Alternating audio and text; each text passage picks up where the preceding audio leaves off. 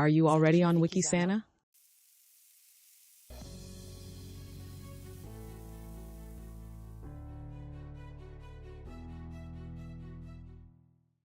A warm welcome, dear viewers, to our program on natural medicine. Today we will talk about the topic of iron deficiency.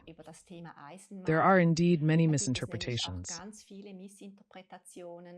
and we will take a comprehensive and in-depth look at this with Alexandra Kotthaus. She is the chief physician at the BioMed Center Sonnenberg in Schwelbronn. She is a specialist in general medicine and a specialist in psychotherapy and psychiatry. An important topic. Stay tuned. Hello, dear Alexandra.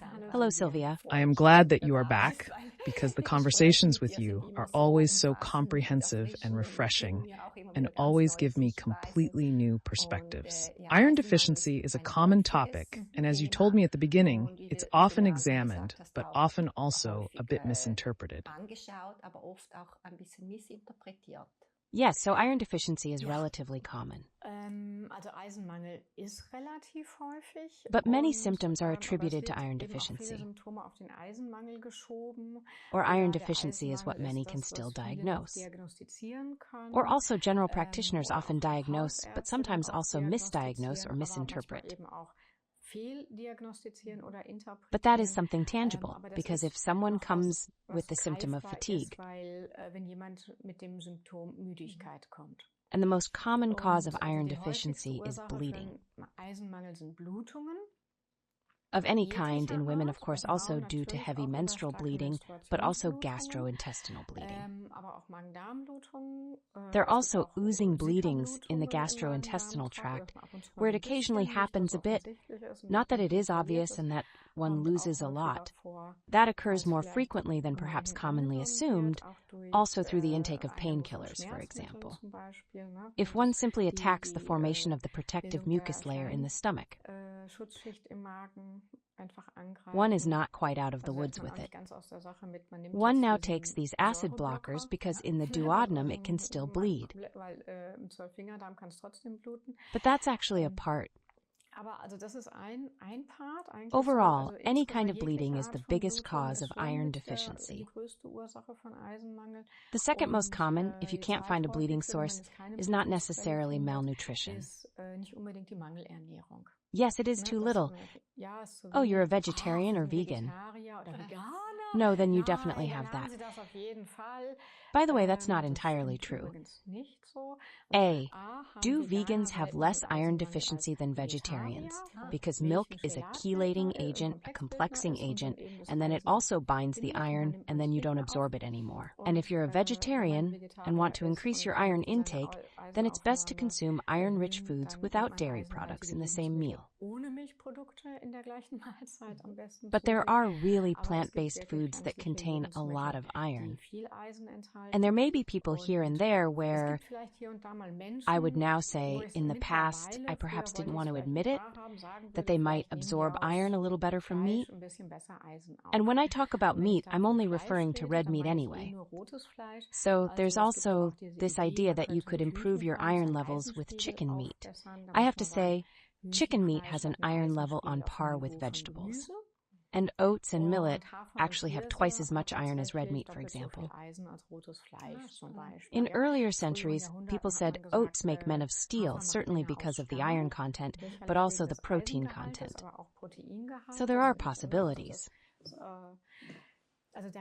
And there are incredibly many people who eat oatmeal for breakfast.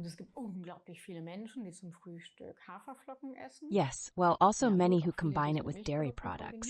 So it's not really about the absolute amount that we wouldn't get enough in a day. And the body is also such that if there is a lack, it might not release as much of the used iron or vitamins. So I once thought, many years ago, when I saw the tables from the DGE, what is recommended to take in vitamins every day, then I said it, as a joke for a few calculated ones, that's actually not possible to consume so much of it. Or you don't do that every day. You think about how it would look if you stick to the tables, what you would have to eat every day. And somehow it's difficult. And most people are still far from that. It already made me think back then, but I mean, the daily requirement for vitamin B12 is a joke. Yes, you certainly can't manage with that. But anyway, and with food, you can get iron. That's actually not the problem. But the second most common cause after bleeding for iron deficiency is actually chronic viral infections.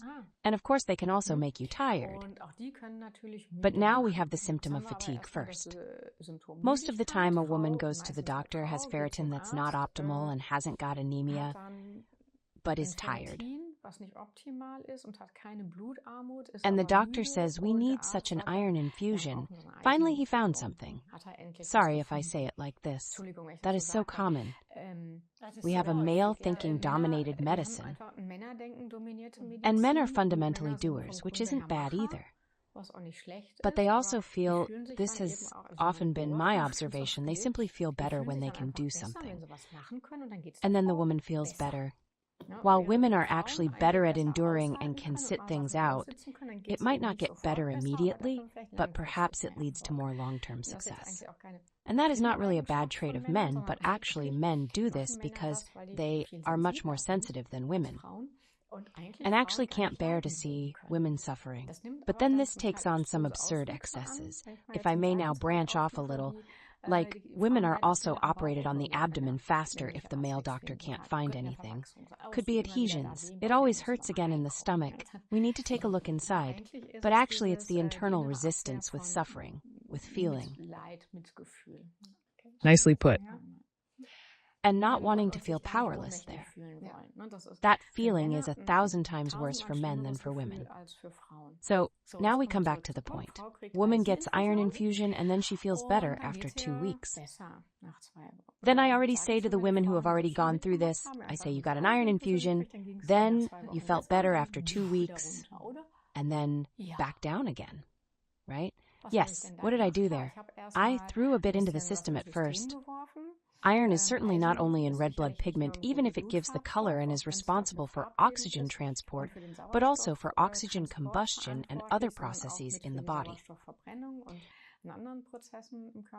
So first, when you can't have too much, it's to get the machinery running again a bit. And then comes the big crash, because what did I do in the background? I fed my viruses. That was my question. What is the connection with iron and viruses? They love it. They're into metals. They take the iron, but they also take heavy metals. And we generally have a bit of everything in us, and we also have a few viruses in us. That's just how it is. And then I can feed them with that. That means now the chronic viral infection can also prevent the dimethylchondrin from working properly, which is then known as the second most common cause of fatigue. You have a B12 deficiency. Well, this one will, if the iron deficiency is already misinterpreted, the B12 deficiency will become even worse. Okay. Wrongly diagnosed and usually overlooked. Because now, you know,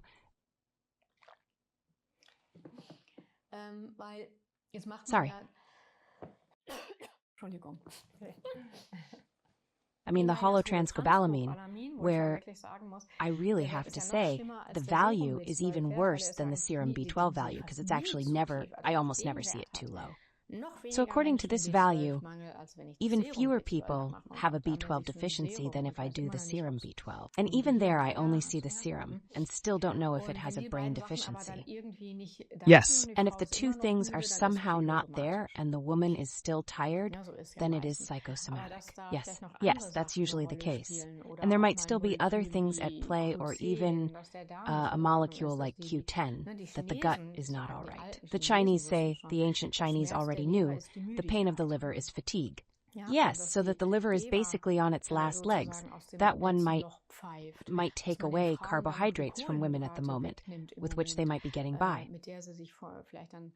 Or then come the lows, always interpreted as sugar lows, which doesn't necessarily always make sense if you really measure at that moment, but which definitely get better with something sweet. That's how I get by until the next low. Yes, that's totally complex for me. Because the viral viral load, or the latent viral load. You've already mentioned that before. What are you thinking of there, EBV viruses or something else? Well, we actually have a whole package of viruses that we can have. EBV is certainly one of the ones that is most widespread, and I use it as an indicator germ. Okay. I don't often do a whole range of tests, which is certainly possible. But the virus treatment itself doesn't vary much. I might treat cytomegalovirus not much differently than Epstein-Barr virus or herpes virus or so. But broadly speaking, we have a group of viruses that come and stay. There are viruses that come and go, and there are viruses that come and stay. And even among those that come and go, often cold viruses, they can also trigger others. At the moment, when our immune system is fighting more on the front line, the others can also reproduce again. And then I just have the issue that I simply don't get fit after the cold or the flu, even up to depression or other states of exhaustion. And that is a group of viruses.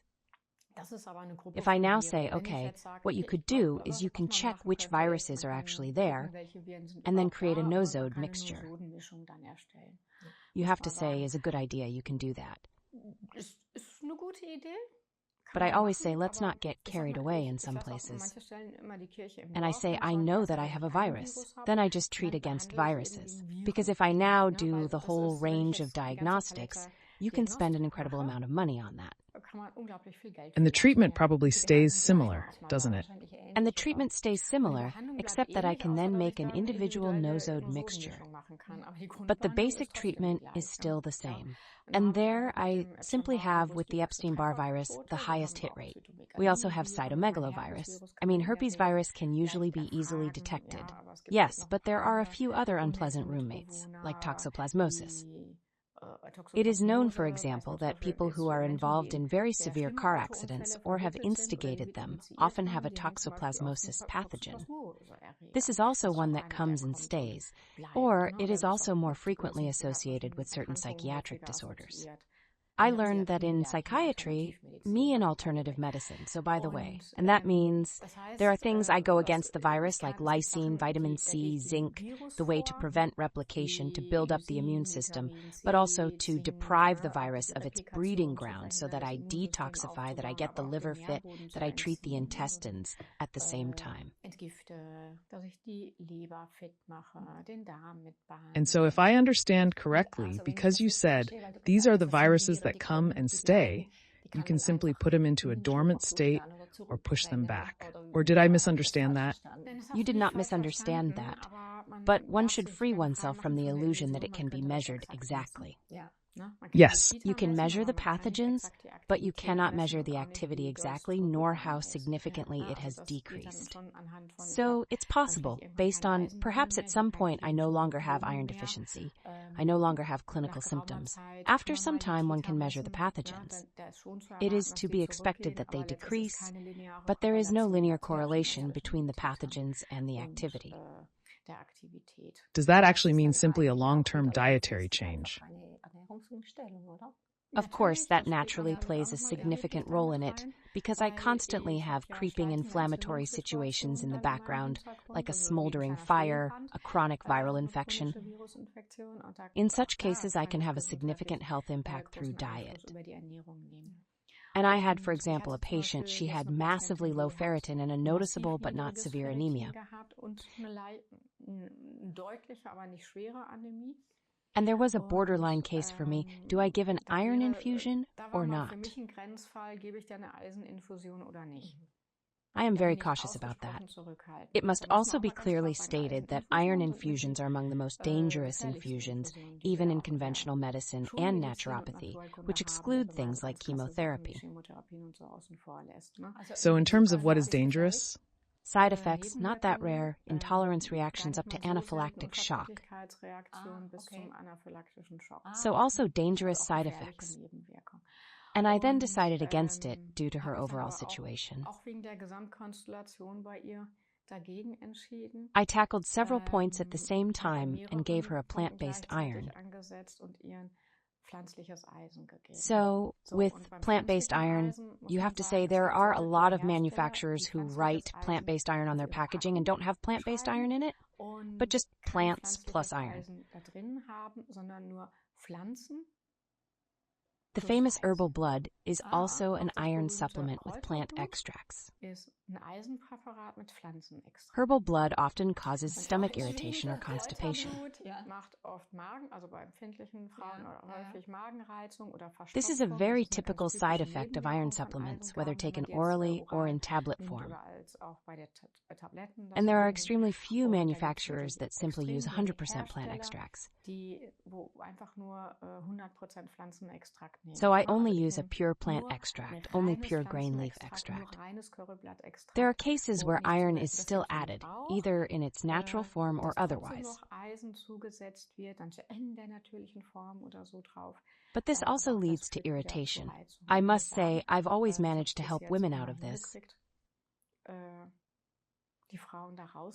As I said, iron infusions are among the most dangerous options. And if it's done incorrectly, if the indication is incorrectly given, then you give the erroneous amendment. Then it says the ferritin is 30 and the HB is in the normal range. Maybe not at the very top of the normal range, but it is in the normal range. Then there is no anemia and no severe iron deficiency. But I can't really do anything else, so to speak, as a doctor. And I think if there is an iron infusion, then the indication is not correct. And I also have to say I have several cases where they had an iron overload for months, a massively increased ferritin level because the body couldn't handle this concentrated dosage. And if one resorts to an iron infusion, then it also belongs in a sensible concept for me. I've also come to think, if you already have a viral overload, you're feeding it, aren't you? Yes, that's right. It goes up first, and then it goes down again. What's your take on that? I have two more questions. With the plant-based iron, is it also the case that it must be taken on an empty stomach? Because sometimes the preparations are taken incorrectly. There are very few things that really must be taken on an empty stomach. You just have to say most orthomolecular remedies are highly dosed things that normally occur in our food. And very, very many of them are also better absorbed when we take them with food because then the cofactors are present as well as in the natural combination. Or sometimes I promote the absorption or even the effectiveness when I take it with food. So clearly, I have already said, if I now have dairy products, which in this case I would not recommend anyway, I would not take them together with the herbal capsule when I want to increase my iron levels. But otherwise, there's nothing against it now. And that is much better tolerated, I assume, in this case as well. Yes. So even on an empty stomach, when you compare it with the iron capsule or with iron drops or with herbal blood, extremely much better tolerable. You know, what I've been wondering about too, because it's always the topic also with women who have menstrual bleeding, but that's also something natural, isn't it? But one must say we come back to my favorite topic, xenoestrogens, yes, and also eating many dairy products, bringing in even more hormones. Most women bleed more heavily than normal is the wrong word, than species appropriate or physiologically. Ah, that's why. Because for me, it was also a bit illogical because it's a physiological process and shouldn't actually be. Yes, but now just think back 1,000 years. And you have bleeding, so like, I don't even know if nowadays they still call their crane. Aha, they were always pregnant. No, they were not always pregnant. Many, I guess. No, they still had a functioning natural contraception method. So A, they weren't all stupid. They did talk to each other and knew partly how to get pregnant and how to prevent it. And if they really breastfed for a long time, they didn't get pregnant either.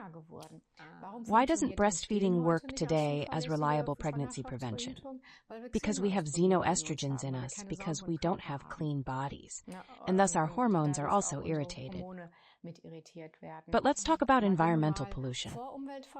The woman breastfed for a long time, so she didn't immediately have another child. Then it still worked. Yes, but she didn't bleed herself silly. There were no tampons and pads and all that.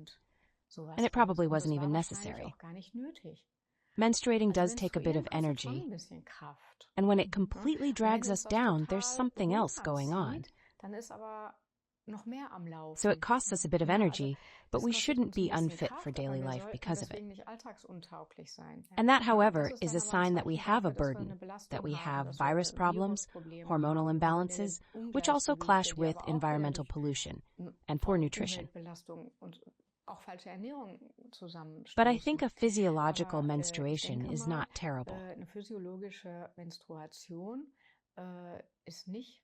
For me, it wasn't like bleeding out or hemorrhaging or bleeding that's relevant to hemoglobin levels, but we have women, so it has to work somehow. Like maybe they didn't shove 10 layers of linen cloth between their legs. Maybe we need to consider that. Maybe even 1 or 2 layers were enough. This perspective is also very interesting because when you say it like that, I really perceive it. Many young women I know, it's just normal for them to say, now I'm feeling bad, I'm bleeding so much, I'm not doing that now, and so on. Let's just talk about it. So how many women say the sentence, I'm bleeding like a stuck pig? Yes. No, certainly not. It is certainly not normal. It should not be normal. It is normal, but it is not physiological. Or all the menstrual disorders when puberty starts and the first periods. Yes, until it settles, it just takes a bit. How many teenagers are put on the pill because they bleed too much? How many teenagers cannot participate in physical education for that reason, because it's too strong? That is not normal. It should not be normal. So how many, or also let's stick with it, menstruation blood does not have to be dark. Menstruation blood, if you don't have an antioxidant deficiency and not a massive detoxification requirement, can also be light red. And there don't have to be any clots swimming around in it, small chunks, blood clots and such. Now, we've also just mentioned a completely different important topic, but unfortunately the time is up again. It always goes a little longer with you, but it's so exciting. But I think, let's get back to iron. You really brought up something new for me. Also, that you can really interpret and measure this in all these aspects, also with the viral load. There's so much, how should I say, room for misunderstandings there. And I really found it great that you explained something to us. And the bleeding in young women, that was really a topic I've always wondered about.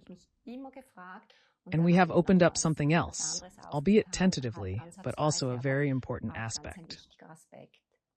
Thank you for being here, Alexandra, and I'm already looking forward to the next show. Dear viewers, thank you also for joining us. I think maybe you have gone through the same as I did, many important new pieces of information, and I hope you were able to take something from it and benefit from it. It was nice having you here, hopefully until another time, and goodbye.